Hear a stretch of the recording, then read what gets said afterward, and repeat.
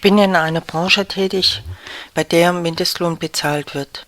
Mindestlohn. Unter dem Mindestlohn versteht man in der Wirtschaft ein durch Gesetz oder Tarifvertrag festgelegtes Arbeitsentgelt, das als Mindestpreis gilt und nicht unterschritten werden darf. Meine Arbeitgeber unterschreiten es mit allen möglichen Tricks, dass man immer jeden Monat aufpassen muss.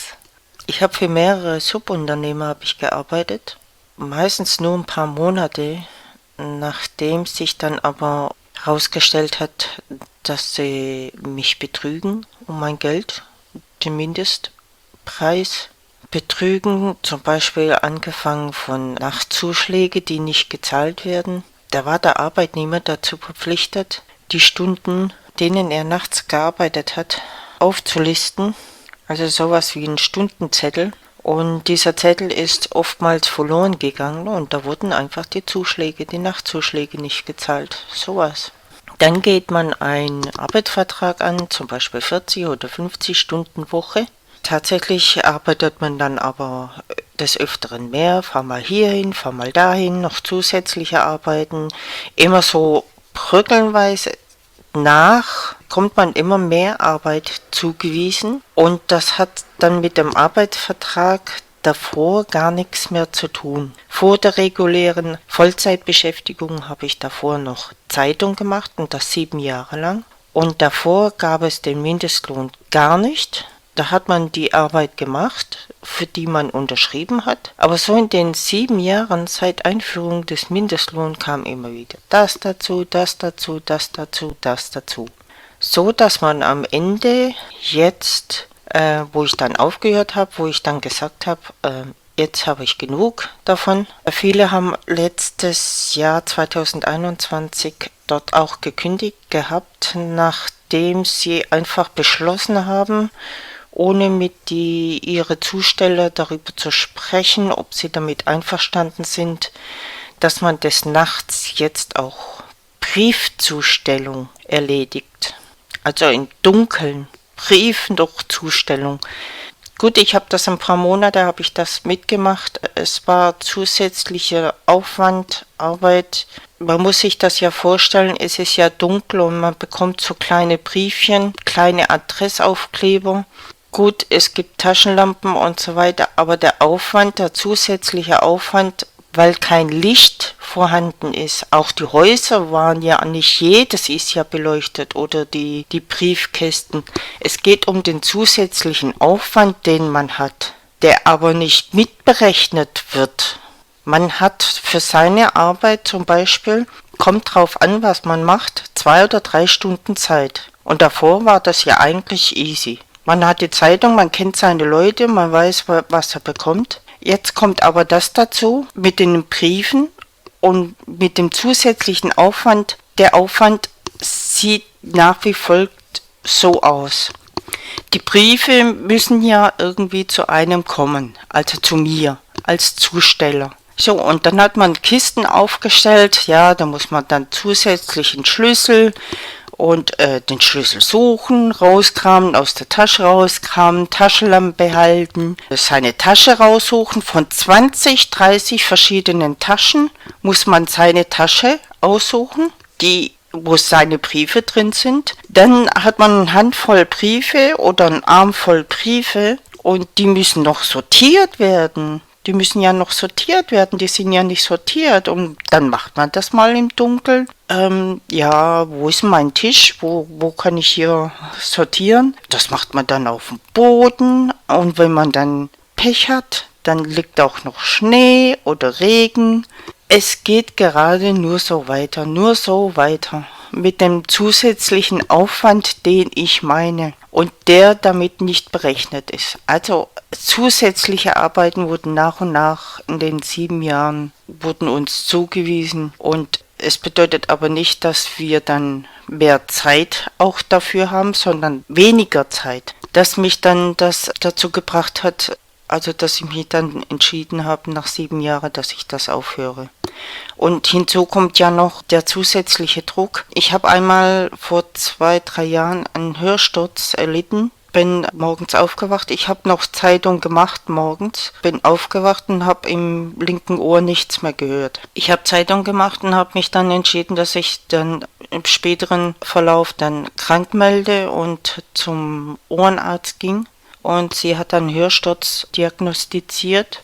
Sie hat mir Cortison verschrieben. Ich wäre ja eigentlich zur Arbeit gegangen weiterhin, aber sie hat gesagt, nein, ich schreibe sie jetzt krank, weil die Einnahme von Cortison könnte zu Nebenwirkungen wie Schwindel, Erbrechen und so weiter auslösen. Sie hat mich 4 Tage krank geschrieben. Ich bin aus dem Arztzimmer raus und habe im Treppenaufgang habe ich da noch angerufen, weil ich ja weiß, dass die Zeitung keine Zustelle hat und dass ich will sie gleich früh informieren darüber, dass ich krankgeschrieben bin, 4 Tage. Das haben sie überhaupt nicht eingesehen. Ach, können sie trotzdem nicht. Und von den 4 Tagen habe ich 2 Tage gearbeitet. Und dann noch vor mehreren, 4 oder 5 Jahren habe ich einmal Grippe gehabt. Da war ich, glaube ich, 3 Tage krankgeschrieben. Und dann habe ich die Krankmeldung wollte ich abgeben. Und da hatte mich doch tatsächlich gefragt, ja, können Sie nicht trotzdem laufen? Mit Grippe. Ich habe irgendwas von Würde, habe ich gelesen, der Mindestlohn solle die Menschenwürde wahren. Ich fühle mich, aber es gibt noch mehrere solche Geschichten, die ich erzählen könnte. Es gibt aber die Erfahrung, die ich gemacht habe, jetzt als Mindesteendlöhner, ganz andere gemacht habe. Ich habe keine Würde erfahren. Kein Respekt mit der Zeitung, das ging irgendwie so weit, auch selbst wenn du deinen Urlaubanspruch geltend machst. Davon habe ich immer ein paar Tage da hast du Urlaub gehabt, 2 Wochen und die erste Woche dann schon, da kam dann der Anruf oder E-Mail oder ich habe einmal den ganzen Tag Telefonterror gehabt. Ich habe gesagt davor zu dem Leiter, dass ich in Zukunft keine Vertretungen nebenher mache. Und da hat er mich an einem Freitag den ganzen Tag Telefonterror gemacht. E-Mail habe ich bekommen, wir sind in Not, helfen Sie uns bitte.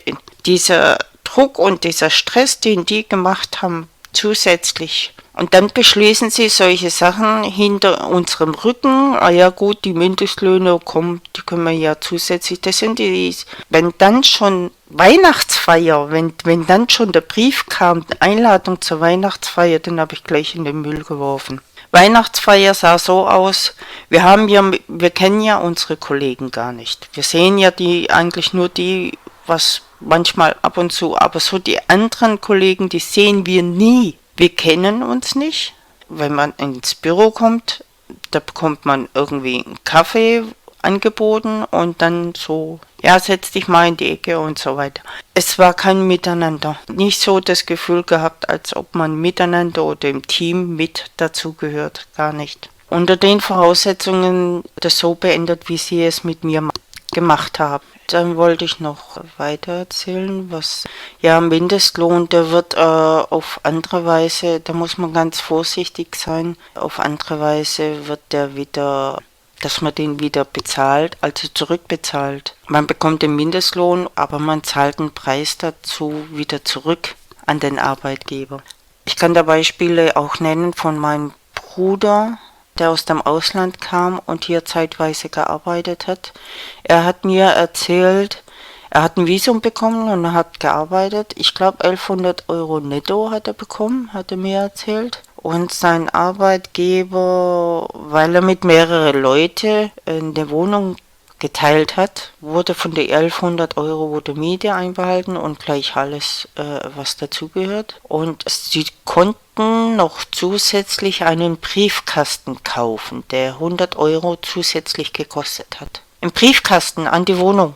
Ich habe gedacht, höre ich jetzt richtig? Was? Wie? Ich sage, was erzählst du da? Ja, und er sagt, ein Briefkasten, ob ich einen Briefkasten, der kostet 100 Euro, hat er gemeint. Und ich wollte mit einem Arbeitgeber, wollte ich sprechen und er hatte gesagt, nein, misch dich nicht ein, ich will keinen Ärger haben. Auf andere Weise wird das wieder einkassiert. Und was bei mir manche Arbeitgeber, was ich gefragt habe, mit dem Arbeitsvertrag habe ich unterschrieben, dass ich den Lohn abtrete. Und er sagt er, nein, Eine Frage, wieso machst du das dann? Zum Beispiel für eine Firma hier habe ich Arzneien gefahren und der hat mich gefragt, ob ich samstags zusätzlich arbeiten könnte, so für 4 Stunden. Und dann habe ich gesagt, ja gut, in Ordnung. Und dann habe ich die 4 Stunden habe ich da gearbeitet und da hat er mir 20 Euro in die Hand gedrückt. Also pro Stunde 5 Euro.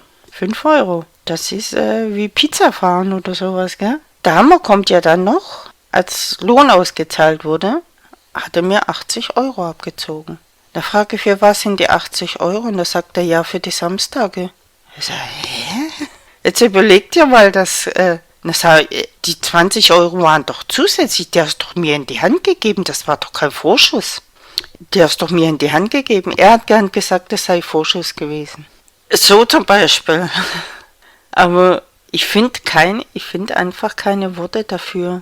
Für so viel Dreistigkeit, Unverschämtheit. Ich finde keine Worte dafür. Und das Einzigste, was du in dem Fall machen kannst, ist das sofort öffentlich machen. Zu der Firma will ich nochmal was dazu erzählen, was da passiert ist. Und zwar gab es einen Versandleiter, mit dem ich gut ausgekommen bin. Ich nenne ihn jetzt mal Uwe. Der kam eines Tages zu mir und da hat er angefangen, mir was zu erzählen über meinen Arbeitgeber. Und er hätte Vorschuss bei ihm gefragt, weil mein Arbeitgeber war ein Kunde von ihm. Der kam zu mir und hat gefragt, ob ich Geld bräuchte. Und da sage ich, nö, wieso, warum? Und dann hat er gesagt, mein Chef hätte gefragt, er für mich, bräuchte Geld, ob er einen Vorschuss haben könnte. Da sage ich, was? Nee.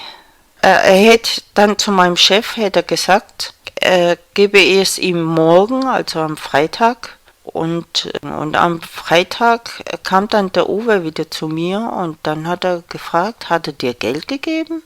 Und da sage ich, nein, warum? Wegen dem Vorschuss, was er gefragt hat. Und da hat er gesagt, ja. Da sage ich, nee, ich habe nichts bekommen. Wie viel hast du ihm gegeben? Und da sagte 300 Euro. Da sage ich, nein, ich habe nichts gekriegt. Als ich bei der Firma, ich habe also schon mal wegen die 80 Euro Lohn einbehalten. Aus der Aussage, es sei Vorschuss gewesen, die 20 Euro samstags. Mit solchen Tricks wird wieder Geld einbehalten. Da müsst ihr sowas von aufpassen. Und was du machen musst in dem Fall, ist es sofort öffentlich machen. Ist egal, ob du rumschreien musst, dass jeder das mitkriegt, dass er betrügt. Und ich habe ihn darauf angesprochen mit dem Versandleiter Uwe, warum er in meinem Namen beim Kunde bettelt. Warum? Da ist doch nichts dabei, hat er gemeint. Und da sage ich, oh doch, da ist was dabei. Das ist mein Name. Also wenn du sowas vorhast, dann rede vorher mit mir darüber. Und geh nicht einfach in meinem Namen betteln bei anderen. Gerade von der Firma, der kam noch dazu, das habe ich nicht unterschrieben. Der wollte dann für Arbeitsmaterial, falls eine Reinigung notwendig sei, dass sie mir dann einen Betrag von 250, 270 Euro behält. Also dass ich zu zahlen habe für die Reinigung. Das habe ich nicht unterschrieben. Ich habe gesagt, das unterschreibe ich nicht, aber ich nehme den Vertrag mit heim. Da war er nicht so damit einverstanden, ich soll das unterschreiben. Da habe ich gesagt, nee, ich werde nicht gezwungen und ich kann das jederzeit mitnehmen. Habe es mitgenommen. Und ich habe dann gefragt, wer definiert denn das, dass eine Reinigung notwendig sei? Du, ja? Und mir wurde schon mal Lohn einbehalten, das war über 500 Euro vom anderen Arbeitgeber, und zwar wegen einer Beschädigung, die ich gemacht haben sollte. Es waren über 500 Euro, was er einbehalten hat, vom Mindestlohn, 500 Euro. Und damit sollst du dann deine Miete und deine Lebenserhaltungskosten sollst du damit bestreiten, wenn du alleinstehende Person bist. Diese Lohnabrechnung ist vom Dezember 2001 für den November 2001. Der Übergang zu dem Jahr 2002 war ja der zu Euro. Das ist der Endbetrag, also mein Gehalt. Ich muss dazu sagen, dass ich in dem Monat Dezember Doppelschicht gefahren bin. Also ich habe tagsüber und nachts zusätzlich gefahren, weil ein Fahrer ausgefallen ist. Und er hat mich gefragt, ob ich das nachts auch fahren könnte. Das wäre nur der Dezember. Für mich war natürlich klar, dass ich das bezahlt bekomme. Ich habe mich aber noch vorher versichert bei ihm, dass dem auch so ist. Wir haben uns dann geeinigt und da er für mich eigentlich seriös galt, ich habe davor für ihn schon ein halbes Jahr gearbeitet und da war dementsprechend nichts vorgefallen, das mich vermuten lässt, dass er mich betrügt. Was er aber offensichtlich tut oder tat. Ja, ich habe den Dezember zusätzlich gearbeitet, Doppelschicht. Und als er mir dann im Januar den Lohn ausbezahlte, also in Euro, waren das knapp über 1300 Euro für Doppelschicht. Tagsüber und Nachtarbeit. 1300 Euro. Ich habe ihn gefragt, ob er mich jetzt verarschen möchte. Er hat mir versichert, dass es ja Euro wäre, weil es ja jetzt weniger ist, also weniger aussieht. Es wäre jetzt nicht mehr D-Mark, sondern jetzt Euro. Da sage ich, ja, das ist mir schon klar. Aber trotzdem ist es das Gleiche wie den Vormonat. Was haben wir ausgemacht? Ja, Fazit war so, hat mich übers Ohr gehauen. Und ich war gefrustet, ich war verärgert, ich war wütend, ich war sauer, ich hätte ihn umbringen wollen am liebsten. Und dann war das so, ich bin meiner Arbeit trotzdem nachgegangen und habe mir dann aber doch so überlegt, weil ich wollte mir das nicht gefallen lassen. Ja, was heißt gefallen lassen? Der Weg zum Gericht, der ist immer über Steine. Weil ich den Dezember Doppelschicht, da war ich doch dann so ermüdet. Ich habe meine Tagesarbeit abgeschlossen, bin zum Telefon gegangen und habe meinen Chef angerufen und ich habe ihm mitgeteilt, dass ich jetzt Urlaub nehme. Jetzt sofort. Nein, das geht nicht, das ist zu kurzfristig und dann habe ich gesagt, das ist mir egal. Ich mache jetzt meinen Urlaub. Tatsächlich habe ich nach der Urlaubszeit habe ich gekündigt. Ja, so im Nachhinein, man hätte ihn verklagen sollen auf das Geld, was ich aber auch schon mal gemacht habe und habe trotzdem nichts gekriegt. Er wurde zwar dazu verdonnert, mir Stunden nachzuzahlen, das war ein anderer Arbeitgeber, aber darauf, auf das Geld warte ich heute noch und ich habe Gerichtsvollzieher zweimal geschickt, erfolglos, weil die Firma ist mittlerweile irgendwie, das sind so dubiose Subunternehmer, die melden die Firma über einen anderen an, der einen kennt, der das macht und das sind über zig andere Namen. Und wenn du den Gerichtsvollzieher dorthin schickst und der sagt dann natürlich, der weiß von nichts, hier gibt's keine Firma so und so. Ja, das ist ein Tomatenfeld mit faule Eier. So ungefähr. Ja, was Deutschland aber dann auch wieder fördert, gell. Jeder Hinz und Kunz macht irgendwie eine Firma auf. Und die Frau Meier, die verkauft ihren Namen dafür und betreibt tut es ein Müller. Ich hatte es damals auch schon irgendwie mal mitgekriegt. Das war, wo ich nebenher gearbeitet habe, Pizzeria. Nebenan war eine Gaststätte und da tauchte mal das Finanzbeamter da mal auf und hat Fragen gestellt. Und zwar war das die Gaststätte angeblich unter einem anderen Namen angemeldet. Und der Betreiber war wieder ein anderer. Und unter dem, wo es angemeldet war, das ist eine Frau gewesen. Die hat sie das gesagt, dass er das betreibt und sie wüsste da nicht und so weiter. Also suchst du so einen Depp, der irgendwie, gibst dir ein paar 100 Euro oder sowas und komm, ich kann auf deinen Namen, kann ich ein Geschäft aufmachen. Oh ja, gut, okay. Gib mal so 200 Euro. Ja, und tschüss. Ja, egal. Es ist halt so. Die letzte Firma, wo ich beschäftigt war, Arbeitsvertrag stand drin, also es war Transportgewerbe war das. Im Arbeitsvertrag stand drin, im Falle eines Unfalls mit dem Firmenfahrzeug ist eine Selbstkostenbeteiligung von 1000 Euro. Also sollte man zahlen. Ich weiß aber im Transportgewerbe, dass die Firmenfahrzeuge müssen, das ist Pflicht, Vollkasko versichert sein. Also hier ist mal wieder so der Fall, dass man im Falle eines Unfalls beabsichtigt oder nicht, das spielt gar keine Rolle, Unfall ist Unfall, dass man Lohn abtretet. Aber es ist ja so im Arbeitsvertrag, Lohnabtretung ist ja wieder was anderes. Das hat mit dem Arbeitsvertrag nichts zu tun. Und da war es tatsächlich so, dass ein Kollege einen Unfall hatte, unbeabsichtigt, aber auch wieder, naja, da muss ich sagen, aber es ist ja Unwissenheit. War ein jüngerer Mann mit Fahren, ein bisschen Praxis hat gefehlt, aber es war halt durch Unwissenheit passiert, der Unfall. Nicht beabsichtigt, fahrlässig auch nicht, würde ich auch nicht sagen. Er wurde halt in der Fahrzeug nicht richtig eingewiesen oder überhaupt nicht eingewiesen, was ja eigentlich die Pflicht vom Arbeitgeber gewesen wäre. Aber er hat ihm das Geld abgezogen. Er hat ihm das Geld abgezogen. Ich habe hier den Lohn jetzt gezeigt, der ist ja aber von über 20 Jahre ist er alt, aber das Geld ist ja gleich geblieben. Man muss sich das vorstellen auch. Der Lohn von vor 20 Jahren ist gleich geblieben, gleich. Und die Erhöhungen, was jetzt stattfinden, so jedes halbes Jahr, ist ja eigentlich vollkommen ein Witz. Aber er hat ihm von dem Mindestlohn, hat er das Geld einbehalten, einfach so. Aber das passiert ja auch durch Unwissenheit. Ich habe ihm gesagt, dass es eigentlich rechtens gar nicht erlaubt sei, was er da macht, dass er da das Geld einbehält, weil du hast ja nicht Lohn abgetreten. Er kann das ohne dein Einverständnis, selbst wenn du einen Arbeitsvertrag unterschreibst, ist das nicht erlaubt. Und wir haben da mal diskutiert, auch mit dem Chef. Er hat gesagt, du hast unterschrieben. Da habe ich gesagt, stellst du dich übers Gesetz? Sag das mal dem Richter, geh zum Richter rein und sag, du bist höher als das Gesetz. Ich sage, dein Arbeitsvertrag, der ist null und nichtig.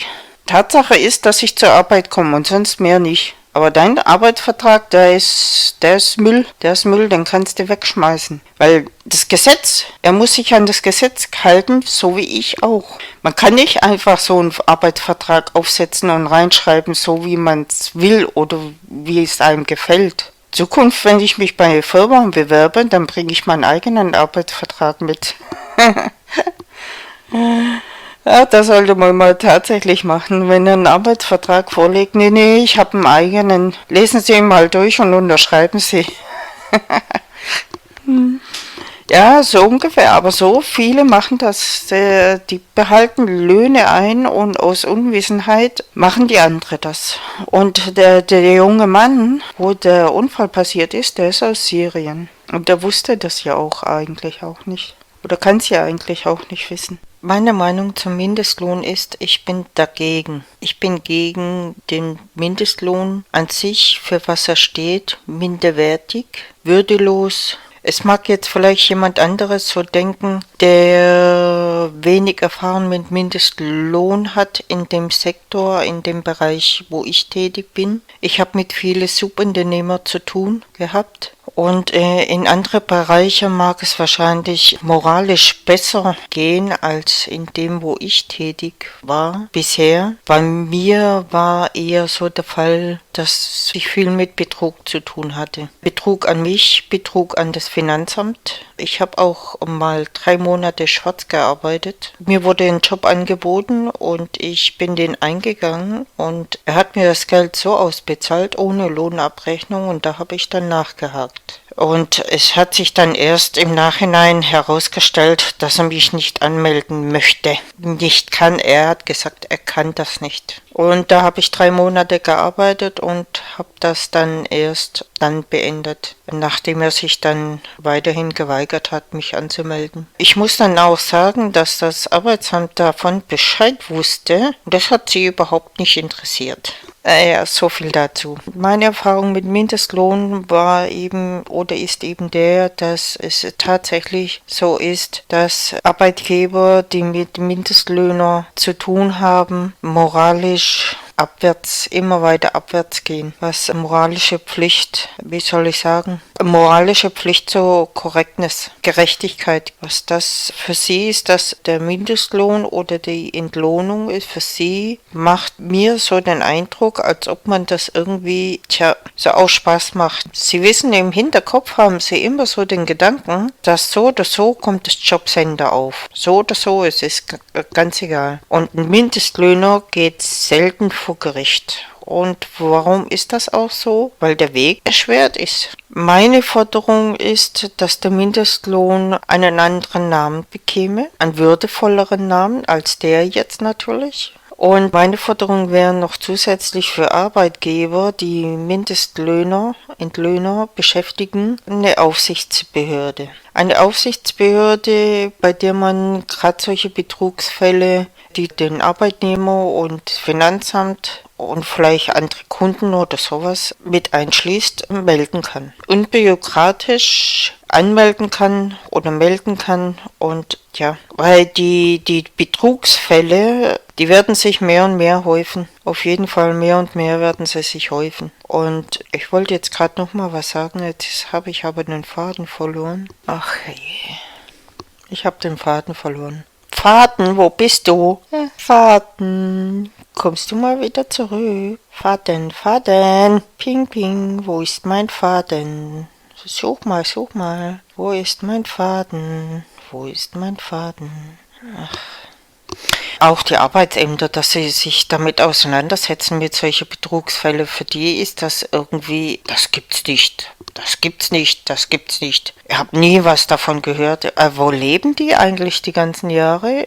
Hinter Mars, hinter Mond? Und wo sind die eigentlich die ganze Zeit? Das habe ich einmal vor ein paar Jahren bei Arbeitsamt, habe ich mal das jemandem erzählt, wie das so ist. Bin auch ziemlich lange beim Arbeitgeber gewesen. Ich habe einen 50-Stunden-Vertrag unterschrieben. 50-Stunden-Woche-Vertrag unterschrieben. Und tatsächlich habe ich gearbeitet 90. Überstunden zum Nulltarif, weil damals war so gang und gäbe die Klausel im Arbeitsvertrag drin, Überstunden werden mit dem Gehalt abgegolten. Aber da war ich ja auch so blöd und dumm und naiv und da habe ich gedacht, ja, wird schon so richtig sein. Nee, eben nicht, aber das wusste ich ja da nicht. Und worauf wollte ich eigentlich hinaus? Mensch, ich verliere die ganze Zeit den Faden, nee, das gibt's doch nicht. Arbeitsamt, ja. Eben habe ich das gesagt und das Endresultat bei dem Arbeitgeber ist ja dann, dass man auf kurz oder lang irgendwann kündigt, weil bis zur Rente wird man bei ihm sowieso nicht bleiben. Und wenn man dann kündigt, war es ja damals dann so, noch vor Hartz IV, also noch vor dem Arbeitslosengeld 2, war es ja dann so, wenn du gekündigt hast beim Arbeitgeber, dann wurdest du ja automatisch irgendwie gesperrt. So, und dann habe ich das dann gesagt und dann kündigst oder gehst nicht mehr hin, so wie es manche dann getan haben. Die sind einfach nicht mehr gekommen. Und der Arbeitgeber, der Drecksack, der schreibt dann eine Kündigung und da kriegt derjenige Sperre eigentlich ungerechtfertigt. Und dann hat er gesagt, ja, eigentlich schon. Ich habe gesagt, ja, und was macht ihr dann am Arbeitsamt, wenn er sagt so und ich krieg das nicht bezahlt und ich mache da nicht mehr mit? Was macht ihr dann? Also seitens die Jobcenter am Arbeitsamt, ich habe irgendwie so manchmal das Gefühl, die Leute haben keine Ahnung da draußen auf dem Arbeitsmarkt. Wirklich echt absolut keine Ahnung. Die Mitarbeiter auf dem Arbeitsamt sind aus der Mittelschicht. Mittelschicht. Die Mittelschicht weiß nichts von der Arbeiterklasse. Gar nichts. Für sie ist jeder Arbeitgeber wie ihr eigener. Ich habe mal vor ein paar Jahren gesehen, das gab's mal, ich weiß jetzt nicht aus irgendwelchem Grund, aber im Foyer, im Arbeitsamt gab's, oder habe ich mal gesehen, die Mitarbeiter ihre Arbeitsstunden. Also da musste ich wirklich echt lachen damals. Oder wenn ich schon, damals, wo ich die 90-Stunden-Woche hatte und ich habe zu der Zeit mal beim Arzt, irgendwo habe ich mal eine Zeitschrift gelesen, da war eine Mitarbeiterin von einer Werbeagentur an Burnout erkrankt. Zu viel Überstunden. Ich konnte mich nicht mehr. Also ich weiß nicht, wie viele Überstunden die hatte, aber die hat bestimmt nicht tags und die ganze Nacht durchgearbeitet in der Agentur. Aber wenn, dann vielleicht nur einen Monat, so wie ich auch des Öfteren. Und wenn, dann hat sie es bezahlt bekommen. Halleluja. Amen. Preiset den Herrn. Mein Gott. Und wir wissen selber alle, dass die Mitarbeiter aus einer Werbeagentur keine Arbeiterklasse ist. Also sie ist mit einer Menge Kohle, die sie den einen Monat oder wie viel sie Überstunden hatte oder sowas, ganz schön saftig weggekommen. Da können wir Arbeiter ja eigentlich nur davon träumen. Tja, so im Allgemeinen nichts gegen die Mittelschicht. Wirklich, echt. Alle sind Menschen. Ich mache da keinen Unterschied. Es ist nur einfach die Tatsache, dass vorhin habe ich das Wort dafür gehabt, aber jetzt ist mir wieder entfallen. Also ich möchte nicht, dass der Eindruck entsteht oder entstanden ist, dass ich etwas gegen die Mittelschicht habe. Im Gegenteil, sie ist die Arbeiterklasse, die eigentlich alles zahlt. Ja, es ist so. Die Arbeiterklasse, die hat so nix Geld. Die zahlt die wenigsten Steuern. Die Elite ganz oben, die zahlt sowieso keine und die Mittelschicht, die zahlt alles. Okay, das hat mir mal jemand erzählt, aber daran ist schon was Wahres dran.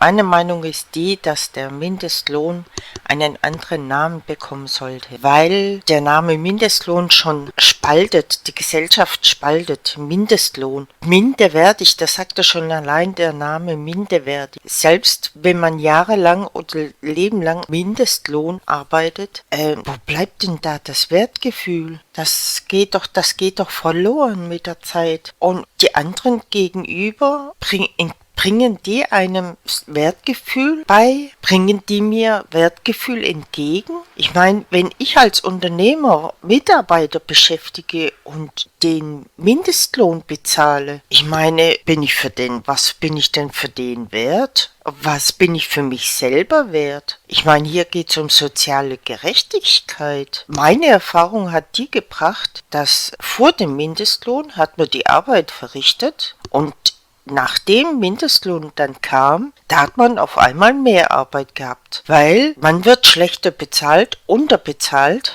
hat aber mehr Arbeit dazu bekommen. So habe ich das erfahren, weil für andere x-beliebige Arbeiten müsste der Unternehmer dann schon wieder andere Leute einstellen und wahrscheinlich würden die auch keinen Mindestlohn akzeptieren. Also hat man uns Arbeit zugewiesen, die eigentlich gar nicht unsere Arbeit ist. So habe ich das erfahren. Und wo ist über die Jahre hinweg, wo ist mein Wertgefühl hingegangen? Die jüngere Generation jetzt, oder die, wo Mitte 30 ist, ich frage mich manchmal echt, wo ist denn ihre Motivation geblieben? Was ich im Verlaufe der Jahre jetzt Mitarbeiter kennengelernt habe, die jünger sind als ich, also die Generation, wo jetzt auch meine Tochter drin ist. Meine Tochter ist genauso motivationslos. Die hat keinen Ehrgeiz, nix. Und aber die andere, also die nicht aus meiner Familie, ich frage mich manchmal die auch, wo ist denn eure Motivation? Wieso macht ihr nicht? Die Generation jetzt, also die in die wahrscheinlich Ende 80er geborene, die sind keine Macher mehr. Die sind keine Macher. Es geht hier um soziale Gerechtigkeit und dann das Selbstwertgefühl. In einigen Berufen, die sogar besser bezahlt sind, aber die kein Wertgefühl erleben von der Gesellschaft. Das weiß ich selber auch, weil ich habe auch in meinem Bekanntenkreis Leute, die in den Berufen arbeiten und die sagen das auch, dass denen das Wertgefühl geht verloren. Die sagen das auch, dass es ihnen um das Wertgefühl geht. Aber jeder Unternehmer auch, der muss doch einem das Wertgefühl also motivieren. Das Wertgefühl ist doch Motivation. Facebook gibt es ja jetzt zurzeit vermehrt, sehe ich das, ich weiß nicht, man kann sich jetzt da einfach bewerben. Da habe ich jetzt schon so viele Firmen gesehen, auch hier eine Bäckerei, wo ich folge, hier in meiner Stadt. Eine Bäckerei, die suchen Bäckereifachverkäuferin und bei einer anderen Werbung habe ich gesehen, die suchen Produktionshelfer, 11 Euro Stundenlohn. Und wenn ich mir da so die Kommentare durchlese, für das Geld stehe ich nicht einmal auf, da könnt ihr euch selber hinstellen und so weiter und so weiter. Und dann gibt es wieder die andere Kommentare so, die sich darüber aufregen. Wenigstens Geld. Ach, Halleluja. Kann mir ja froh sein. Wenigstens Geld. Aber steht ein Arbeiter, der Mindestlohn bezieht, 10 Stunden oder 12 Stunden arbeitet, steht ihm nicht auch einmal im Jahr Urlaub irgendwo zu? Es muss ja nicht Karibik sein, aber Ostsee? Steht ihm einmal im Jahr nicht auch Urlaub zu, wie ein anderer, der mehr verdient und in die Karibik fliegt? Vielleicht so, ja, gerade jetzt so die Mittelschicht zweimal im Jahr. Aber ich habe jetzt auch von vielen, die aus der Mittelschicht gehört, dass die auch 2 Jobs. Manche haben 2 Jobs. Da habe ich, glaube ich, bei YouTube irgendwie so einen Beitrag gesehen. Und da ist jemand aus der Mittelschicht, der muss 2 Jobs, also hat jetzt 2 Jobs annehmen müssen, weil er das so nicht mehr schafft. Ah ja, von denen ist ja auch meistens die Frau noch irgendwie zu Hause. Und Hauserben sie ja sowieso. Irgendwann. Ja, von Hauserben und sowas, da komme ich später noch drauf zurück, weil da gibt es auch so einige Sachen, was ich dazu zu sagen habe. Ja, aber denen geht's doch mittlerweile auch dreckiger, fühlen sich auch hintergangen und sozial ungerecht. Also, was sollen da die sagen mit dem Mindestlohn? Auto? Wer kann sich da Auto danach noch leisten? So, ich beende das mir mal. Vielleicht habe ich irgendwie noch mal was dazu zu sagen, später im Verlauf. Aber es kommen ja noch weitere Videos. So, danke fürs Zuhören. Wenn ihr wollt, könnt ihr auch gerne spenden. Ich werde das für meine Weiterbildung, die ich gerne wollte, habe auch teils schon selber bezahlt, muss das noch weitermachen. Ich würde mich über eine Spende freuen, würde es für meine Weiterbildung verwenden und eventuell auch an jemand anderes spenden. Ich kenne genug Leute, die es nötig brauchen. So, dann bis zum nächsten Mal. Ich schließe dann mal für heute dieses Thema. Bis dann. Tschüss und Dankeschön fürs Zuhören. Tschüss.